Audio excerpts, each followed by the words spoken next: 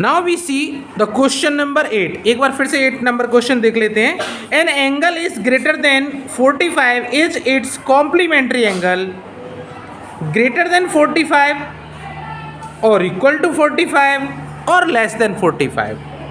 An angle is greater than 45. If any angle is greater than 45, then its complementary will be less than 45. Less than 45. Because in complementary angle, we want the sum of two angles must be 90 degree. Must be 90 degree. Okay? तो जब 90 degree सम चाहिए मुझे, तो अगर मैं 45 से ज़्यादा करूँगा एक एंगल को, तो दूसरे को 45 से कम करना पड़ेगा, राइट? इसलिए if the one angle is greater than 45 means its complement will be less than 45। Greater का लेस करना पड़ेगा, इक्वल का इक्वल ही रहेगा, right? Now see the question number 9। Question number 9 देख लेते हैं, है ना? Question number 9 is the in the adjoining figure. एक एडजॉइनिंग फिगर दे रखा है आपको, ये वाला। इस फिगर को देखेंगे आप लोग ध्यान से, है ना? इसमें बहुत सारे एंगल्स फॉर्म हो रहे हैं। सबसे पहले वन साइड तो ये है, और दूसरी साइड, दूसरी लाइन ये है। 2 लाइन्स आर देयर, है ना? और and one more line is here, right?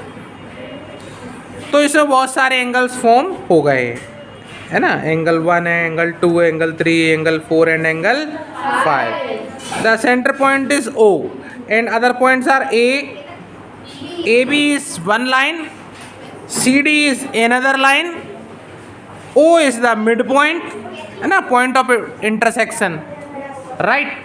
दोनों पॉइंट एक दूसरे को दोनों लाइन एक दूसरे को O पॉइंट पर इंटरसेक्ट।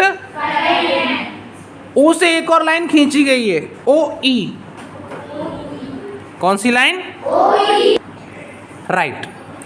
अब देखते हैं in the adjoining figure, is angle 1 adjacent to angle 2। Angle 1 and angle 2 adjacent angles हैं क्या? ये एंगल 1 है और ये एंगल 2 है, बिल्कुल सही। हाँ, एडजेसेंट है। वाई? क्योंकि उनका वर्टेक्स भी सेम है, and one arm OC that is also common, है ना? जब वर्टेक्स भी कॉमन हो और एक आर्म भी कॉमन हो, तो वो एंगल्स जो है एडजेसेंट एंगल्स हो जाते हैं। तो हम लिख सकते हैं यस, राइट।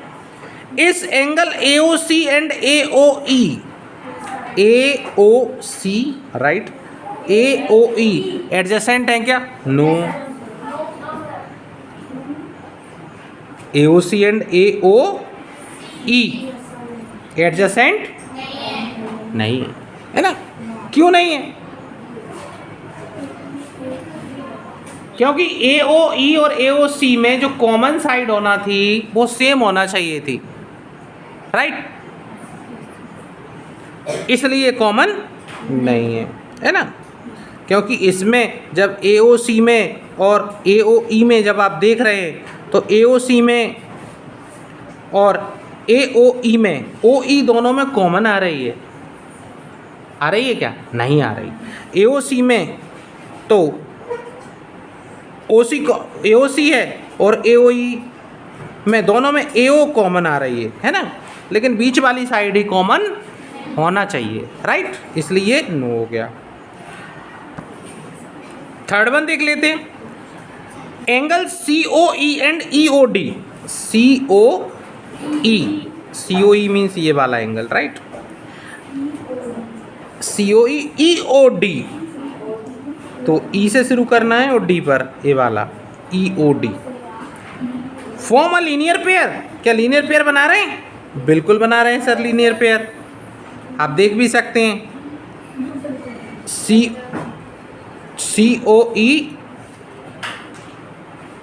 And EOD। देखें जरा ध्यान से, लीनियर पेयर आ रहा है कि नहीं? COE ये वाला एंगल है ना, राइट? COE हो गया। EOD देखेंगे तो EOD क्या लीनियर पेयर बन रहा है? हाँ भाई, ये लीनियर पेयर बन रहा है, राइट। तो इसको लिखेंगे yes. Are BOD and DOA, BOD and DOA। तो BOD लीजिए पहले, तो ये तो रहा आपका BOD, और फिर देख रहे हैं आप DOA, ये रहा आपका DOA। सप्लीमेंट्री है क्या? हाँ बिल्कुल सप्लीमेंट्री। जब लीनियर पेयर हमेशा सप्लीमेंट्री होता है, लीनियर पेयर इज ऑलवेज, तो इसमें भी लिख सकते हैं आप yes. Angle 1 and angle 4 are vertically opposite. देख लेते हैं इसको भी भाई। ये तो रहा आपका एंगल 1 और ये रहा एंगल, क्या दोनों वर्टिकली अपोजिट हैं? ये एंगल 1 की एक आर में, ये एंगल 4 की आर में। हाँ बिल्कुल सही है, यस। दोनों की आर्म ऐसी होनी चाहिए जैसे एक ही लाइन एक दूसरे को इंटरसेक्ट कर रही हो, है ना? 2 लाइन्स एक दूसरे को इंटरसेक्ट कर रही हो। What is the vertically opposite angles of angle 5? Angle 5 का वर्टिकली अपोजिट एंगल बता दीजिए।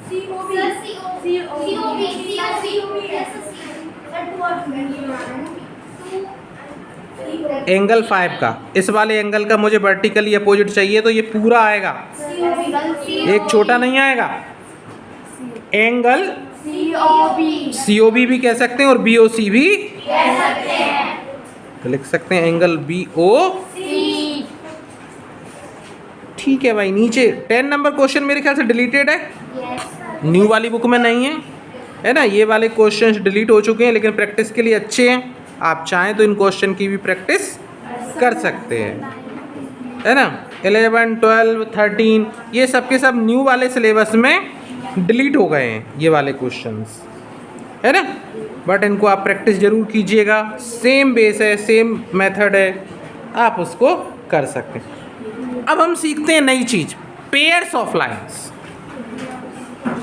Pairs of lines, pairs of lines means अब 2 लाइन्स हैं, अगर वो एक दूसरे के साथ किस टाइप से हैं वो हमको इसमें बताना है ना?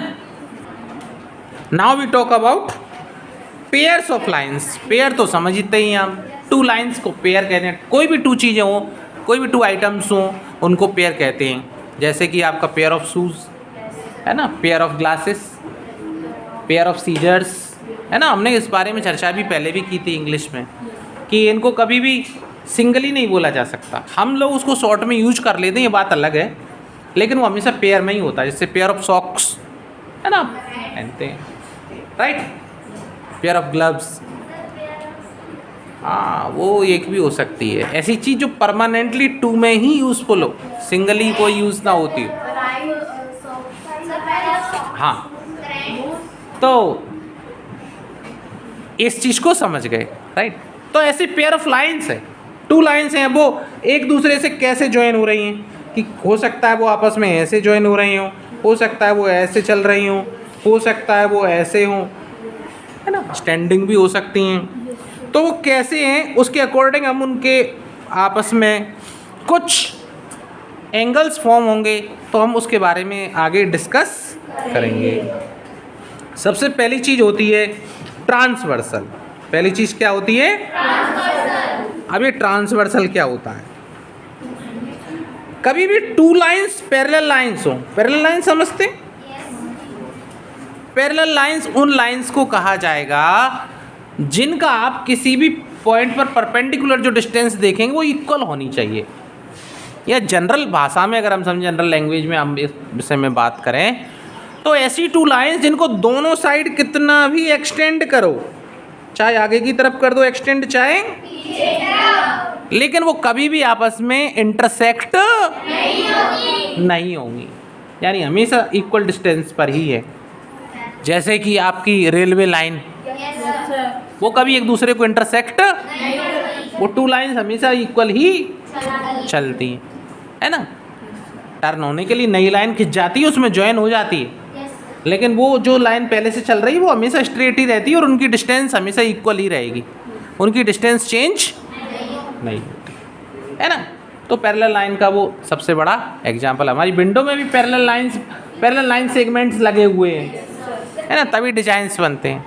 हमारा फ्लोर और सीलिंग ये भी आपस में पैरेलल हैं। हमारी अपोजिट साइड वाली वॉल्स ये भी पैरेलल हैं। आप बोर्ड पर भी देख पा रहे होंगे, ये इसका डाउन साइड और अप साइड, ऊपर वाली साइड, ये दोनों भी पैरेलल है। ठीक है, तो पैरेलल साइड्स कभी भी एक दूसरे को इंटरसेक्ट नहीं करते, है ना। ये पैरेलल साइड की मेन कंसेप्ट है। लेकिन पैरेलल साइड को कोई थर्ड लाइन जरूर इंटरसेक्ट कर सकती है।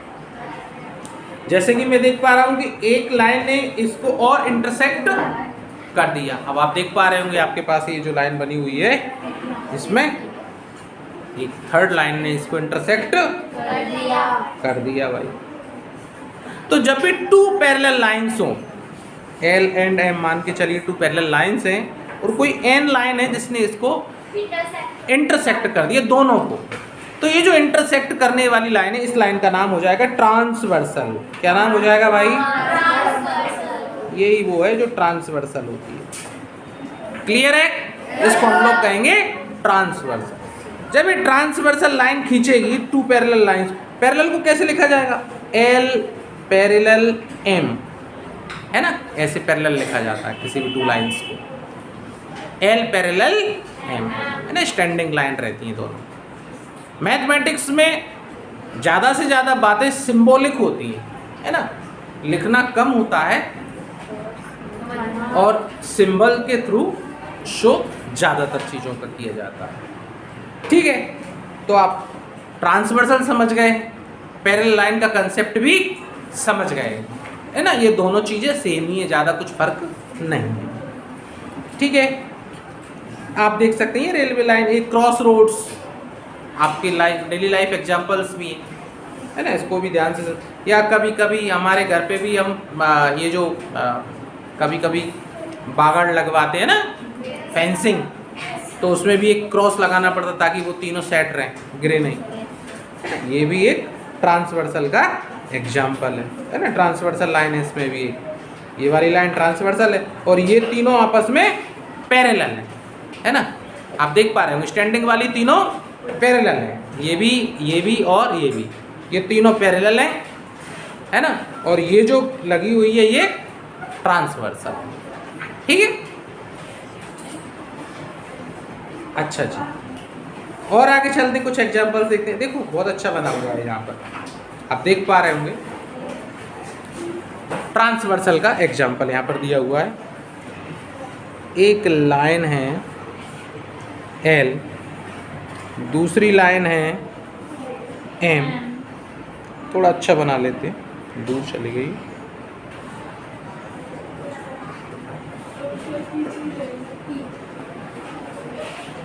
है ना, और एक और लाइन खींची गई है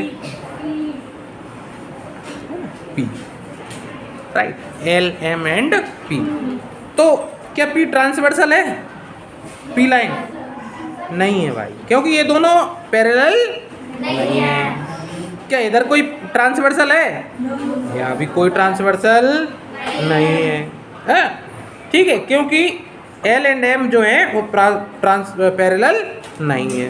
पैरेलल लाइन को कट करने वाली लाइन ही ट्रांसवर्सल होती। क्लियर है? Angle made by transversal. अब हम कुछ एंगल्स की बात करेंगे जो अगले पीरियड में होंगे। Thank you.